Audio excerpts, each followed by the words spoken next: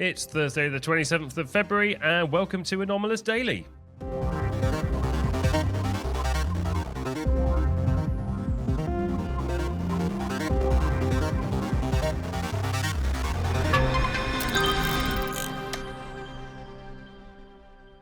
On today's show, we're covering Ross Coulthart's latest interview with Dennis Asburg. He is the co-founder of Ocean X. Now, in 2011, in June, Dennis Asburg and his partner, Peter Lindbergh, discovered an anomaly at the bottom of the Baltic Sea that strangely resembles a Corellian T freighter, otherwise known as the Millennium Falcon.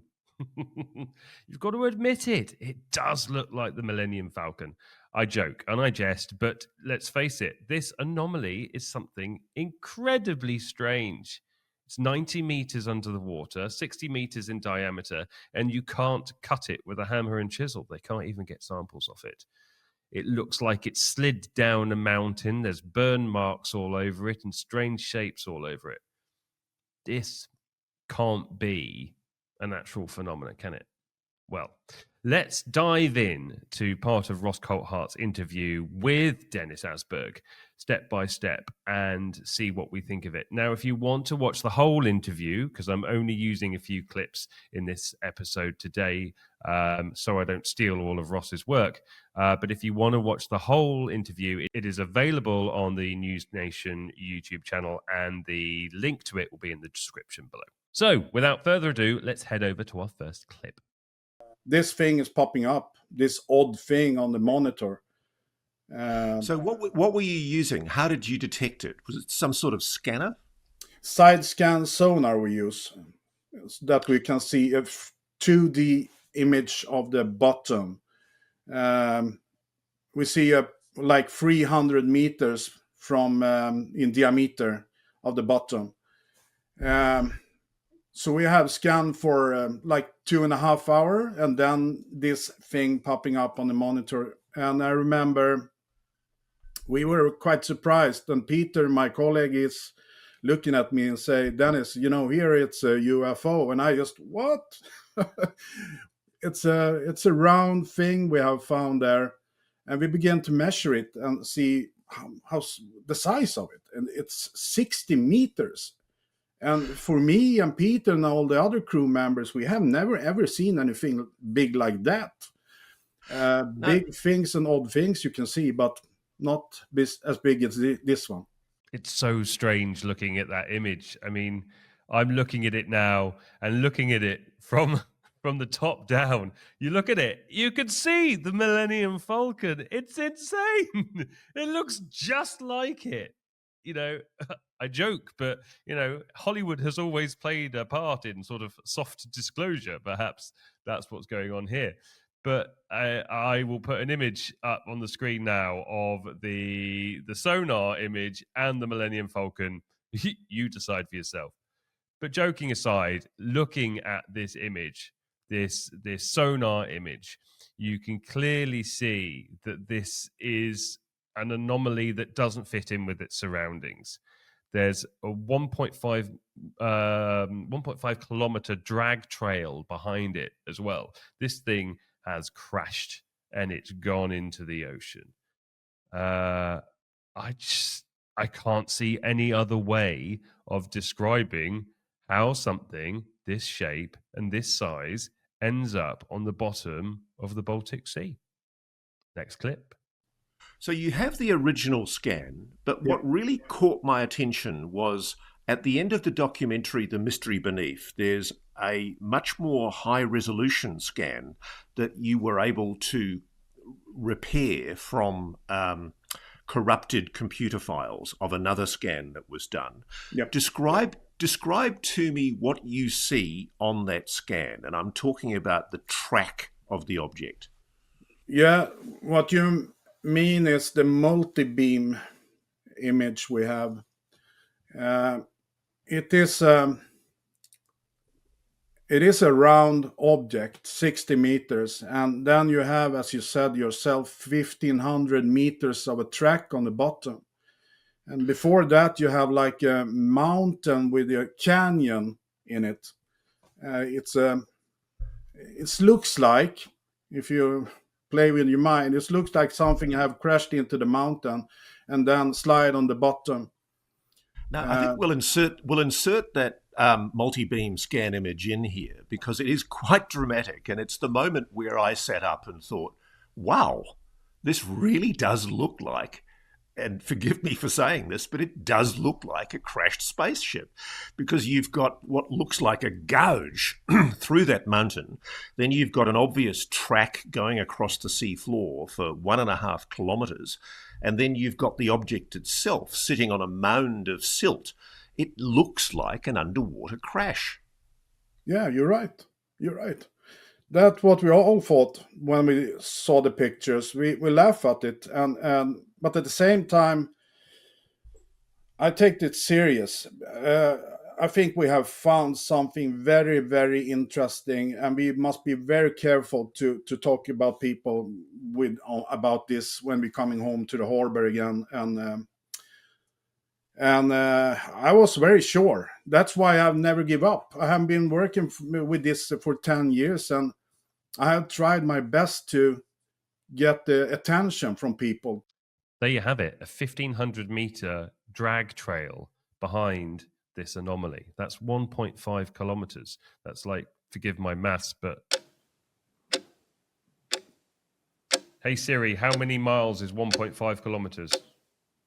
So 1.5 kilometers is almost a mile long trail. Now, has this slowly been made over time as this object moves, or was this the point where this UFO crashed? Because I am going to call it a UFO now. I'm going to call it what it is. I mean, look at it. Look at it. What else is it? What else is it? And it's clearly been under there for a very, very, very long time. So is this a crashed USO, or is this a crashed UFO? Did it come from the bottom of the ocean up, or did it crash into the ocean down? Well, the trail would suggest it was in the air. It was in the air. It crashed down the side of this mountainside, and boom, there we go, into the sea. As far as I'm concerned, this can't just be a natural geological formation. But, maybe I'm getting a little bit excited here and jumping ahead of myself. Let's go on to the next clip. What is it about that object that you believe suggests that it's a constructed object, a designed object? It's lots of things. It's not only the odd things and the structure of it. It's other things also. But in the beginning was the structure, and it's the 90 degrees angles. You have like corridors in it. You have holes in it also with frames around it. Okay, so let's talk about the hole with the frame. Talk me through the specifics of that image, and we'll put that image in here. Yeah, we use the ROV, the robot, and we have the multi-beam or sonar on the ROV. So it's a blue view sonar. You have a 2D image of the object you see in front of you, and when we look down at the object, because with the usual camera, the visibility is almost zero. And sometimes you can 30 centimeters or 1 meter or something. But in this case, we use the sonar, and when we look down at the object, we see all the corridors, the angles, but we also see this hole 2 meters in diameter with a frame. And we were very surprised about that, of course. So 90-degree exact angles and holes with frames around them. So how is anybody at this point with anything up there still thinking that this is a natural formation? It's definitely not a natural formation. And if it's man-made, then how did it end up at the bottom of the sea with a trail behind it? 90-degree angles don't very often appear naturally in nature, not in this way. And these circular holes with the frame around them, I have no idea what they could be. But again, that's not a natural formation. I'm really starting to try and piece together what this thing might have looked like when it was intact, because to me, it looks like it's broken in sections. It's been there for a long time, and we can't really tell what it used to look like. I've joked that it looks like a Millennium Falcon because the bits that are missing from the front that sort of give it that sort of U-shaped front. But was it originally all completely round? I don't know. But the more we look into this anomaly, this UFO, the more intriguing it gets. Let's move to the next clip. So, Okay, so let's talk to the triangle. How did you obtain the image of the triangle? wow, yeah.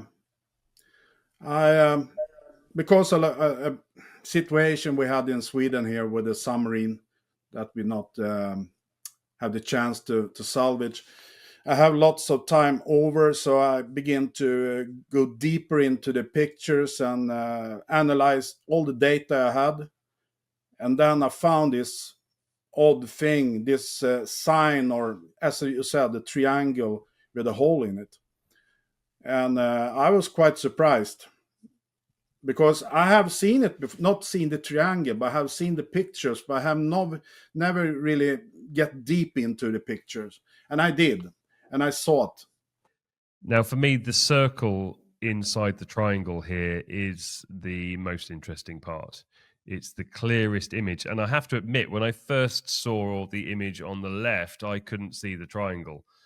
But actually, when you look closely, it is there. There is this triangle with a circle in the middle of it. What could it be? There's a straight line above it. There's a straight line below it. It looks like we're viewing it on its side, and this may be some kind of port, access port, docking port, loading port, something like that.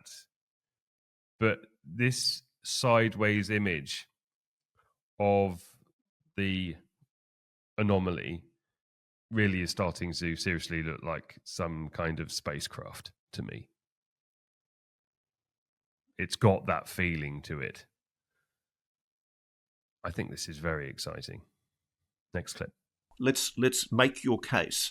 What are the strange things? What are the things that have convinced you that this object is constructed, that it's some form of artificial construction? It's not just a lump of rock sitting at the bottom of the Baltic Sea.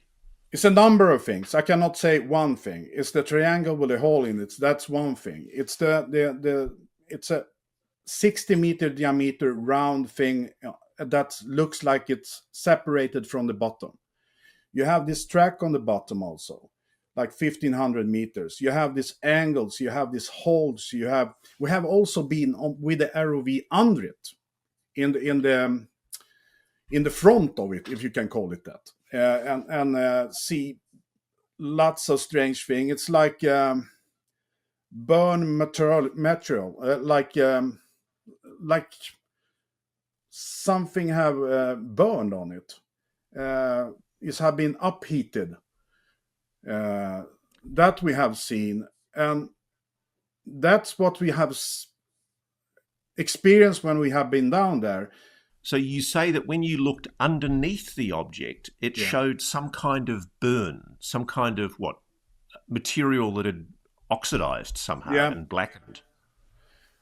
Yeah, when we have been have you been able to get a sample of that material? Have you been able to test that material? No, we have not. We have not. That was very interesting because one of our divers in the team, Stefan Hågeborn, he was. The task was to take a sample from the object. He did not manage to do that. It was too hard. And I remember when he coming up for the first time after he had been down there, he said, when I'm brushing off the sediment, it was black. And then I tried to take a sample. It was too difficult, Dennis, to take a sample. Did he think it was rock? Was it consistent with being rock? I mean, could his chisel... I could see in the film he was using a hammer and chisel. I would have thought if it was basalt or some kind of hard rock, he would at least have been able to get a chip off it. Mm. Yeah, I don't know. I mean, I was not down there. The only thing he mentioned for me was that it was something hard. I did not manage to take any samples from the object. At this point, I'm more convinced than ever, right? This thing has definitely crashed into the sea, but more than that, it's crashed in a very high velocity and it's been very, very hot. It's melted the bottom of it. There's black all over it. You can't even chisel this stuff off with a hammer and chisel underwater. You can't make a dent in it. I'm envisaging this UFO crashing through Earth's atmosphere and landing in the Baltic Sea, red hot from entering the Earth's atmosphere. That's what it seems like we're looking at.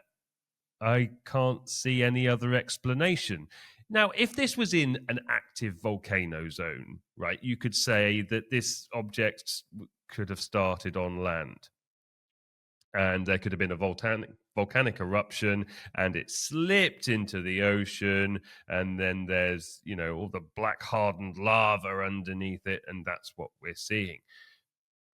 But this area of the ocean isn't and never has been a active volcano site, an active volcano area. That doesn't explain this. So if you're going to dismiss this anomaly, this UFO out of fact, out of hand, then what are you basing it on? Because at the moment, I'm seeing 90-degree angles, triangles with circles in the middle of them on the side of what looks like a spacecraft to be a loading bay, a docking bay.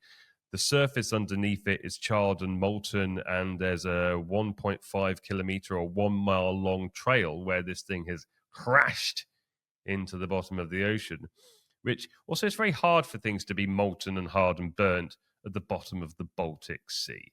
So I don't know if you've ever been to the Baltic Sea, but it's bloody freezing as well. So anything going in there that's red hot is going to cool very, very quickly. But this thing must have been going some speed. It must have crashed through the atmosphere, burning up in the atmosphere and crashing at the bottom of the ocean, which is why we're seeing it broken up into different sections, perhaps the way that we are.